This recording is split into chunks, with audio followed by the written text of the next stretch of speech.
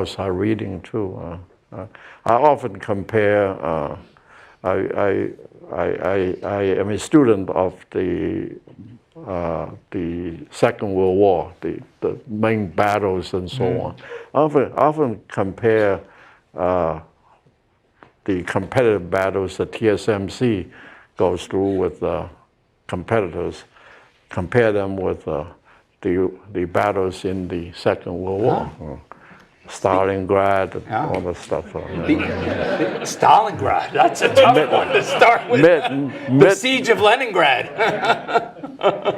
Stalingrad was the one I was very interested in because, well, actually the Midway, the naval battle, you know, the Japanese commander couldn't make up his mind whether to keep the bombers on deck or the fighters on deck. You know, and he changed it. He changed.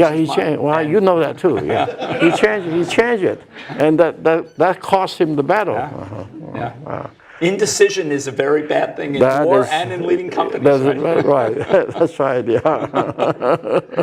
So, final question before we open up the floor. What advice would you give to the students who are here who seek to have some impact, have a life that really achieves great things? And many of them, most of them will be in some engineering discipline. What advice would you give them? Learn and think. Both are important. Both are important. Very well. Here I go to a Confucian statement. Learning and thinking are both important. If you just learn and don't think, then you quickly become lost. If you just think and don't learn, then you quickly run out of material to think.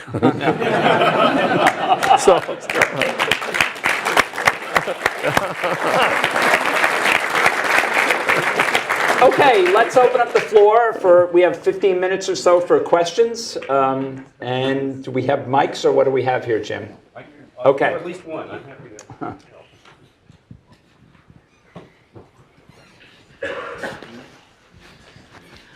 The conditions you describe at the founding of TSMC are very similar to the conditions that exist today in the MEMS industry. And I know I'm sorry, I have a little trouble hearing. Yeah, could you be a little louder, perhaps?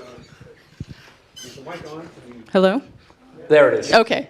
So I was saying the conditions that existed at the start of TSMC are very similar to the conditions that exist currently in the MEMS industry. And I know that... In what industry? In MEMS. MEMS. Electromechanical. So, and I know TSMC is doing business in MEMS now. It's a very small part of your revenue. But I was curious what your vision is for MEMS for TSMC, and particularly whether you think TSMC can standardize MEMS the way it did for CMOS technology. Can TSMC standardize MEMS? Standardize the MEMS-based technology, I guess, right? That's really the key. Standardize? Yeah, create a standard-based technology on which MEMS That's what we hope to do. Yeah. In fact, that's true, isn't it? Mark is one of our co-CEOs. We have a platform already. Yeah. Yes, and I really think that MEMS is a very major part of what we call, in general, the next big thing. You know, the current big thing is all these smartphones and tablets, the mobile products. What is the next big thing? Well, the next big thing, I don't know exactly what it is. I guess it's probably the Internet of Things, the wearables, and those things. But whatever, I think it's very probably the Internet of Things and wearables.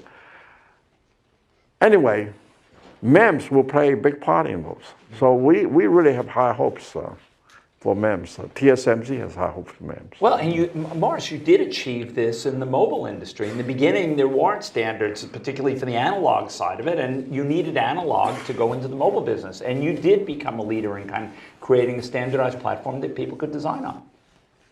And you did this because you were willing to collaborate with the early fabless